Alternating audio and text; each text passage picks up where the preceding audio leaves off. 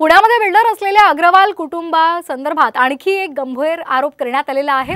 या कुटुंबियांनी गोव्यातल्या एका व्यक्तीचं अपहरण करून खून केल्याचा आरोप करण्यात आलेला आहे।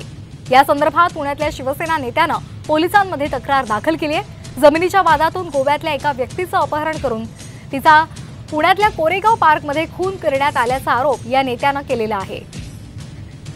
तर आपण पाहतोय अग्रवाल कुटुंबाचा पाय आता आणखीन खोलात गेलेला आहे। गोव्यातल्या एका व्यक्तीचं अपहरण करून खून केल्याचा आरोप करण्यात आलेला आहे।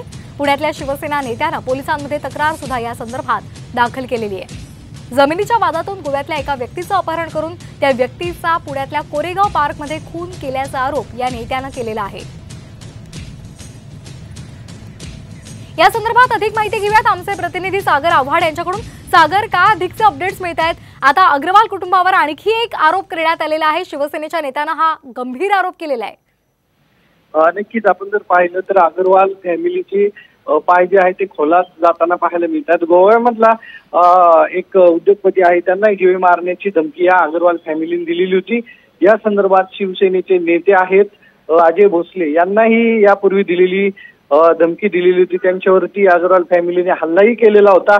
त्याचबरोबर मोमीन यांच्यावरती त्यांनी जीवे मारण्याच्या हल्ल्याचा प्रयत्न यापूर्वी केलेला होता। त्यांनी पोलीस आयुक्त कार्यालयात तक्रार दिलेली आहे आणि आता शिवसेनेचे नेते अजय भोसले पोलीस आयुक्तांची भेट घेत आहेत।